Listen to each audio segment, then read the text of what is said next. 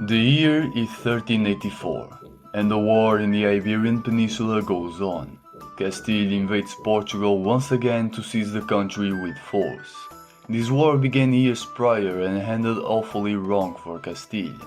In the previous video we have covered an episode of this war resulting in a Portuguese victory over Castile.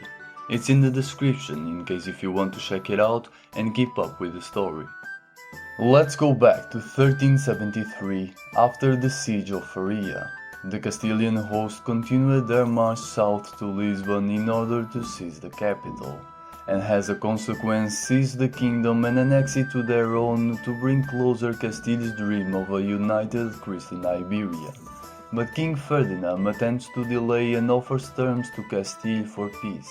And so the Treaty of Santarem is signed. This treaty contains a few obligations for the Kingdom of Portugal, such as the expulsion of Galician nobles in their land who were supporting King Ferdinand, allying themselves with Castile and France against England, and the end of Beatrice of Albuquerque in marriage.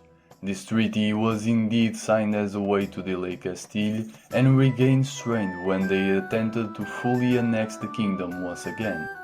Back to the present, the unexpected happened. King Ferdinand died and his daughter Beatrice married the King of Castile. It's clear who had the right to the throne, but Castile knew the other Portuguese nobles could very possibly attempt to contest their claim to the crown. And right he was. A nobleman called John of Avis is spreading the idea in his inner circle that since King Ferdinand is dead, so is the Treaty of Santarem, and all the obligations imposed by Castile. Enraged by this conspiracy, King John of Castile invades the country once more, but this time they came by land and sea, with Lisbon in their sight. They will destroy this rebellion right at the heart of the country.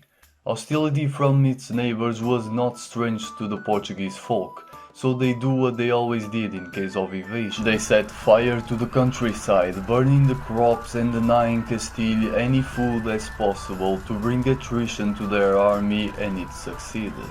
Castile marched through a ghost country on their march to Lisbon, and the population fled, leaving nothing behind but the ashes affecting the morals, army and health. After months of painful marching, they have the capital Lisbon in their sight.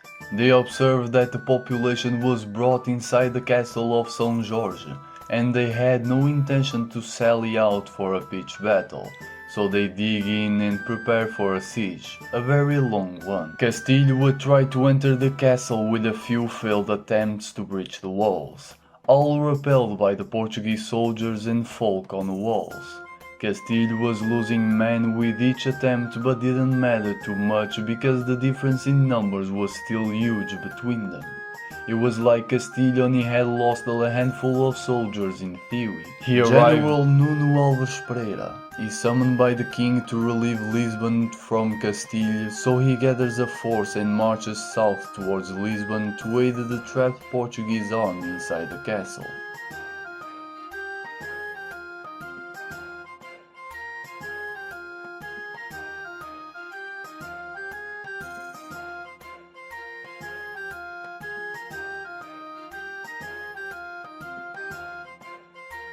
He arrived there surprisingly fast and entered the castle of Palmela, where he lighted a fire on top of the towers, letting the Portuguese garrison in Lisbon know that they arrived to aid them.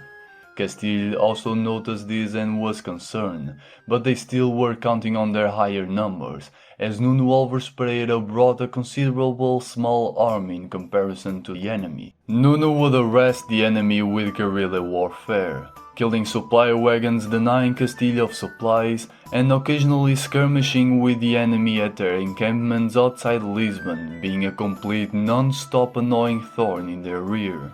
Lisbon at a certain point starts to run out of supplies, and the city needs to be resupplied or they would die of hunger and thirst, and Castile would capture the city. But doing so seemed impossible. The supplies would need to be delivered past the Castile army, and they were blocking that possibility with an army on land surrounding the city and a strong fleet doing a naval blockage in the mouth of the Tagus River. King Ferdinand knows what's at stake.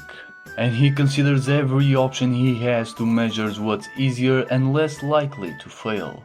So he decides that a Portuguese fleet must break the naval blockage and deliver supplies to the city. Therefore, a fleet coming from Oporto enters the mouth of the Tagus and attempts to penetrate the blockage, losing many in the process, but a few ships manage to slip through and supply the city. The siege goes on for a few more months until a plague hits both sides. After losing many numbers, it got so bad on the Castilian side that the King of Castile had to give up on the city, lifting the siege and retreating back to out of Portugal before he has another enemy force on his rear, as he already has Nunu harassing him and with so few numbers to face. Castile is long for now, but not for long, as they would attempt to seize the country in the next year, with a new invasion also determined to seize the country and defeat his rival, King John of Avila. Thanks for watching.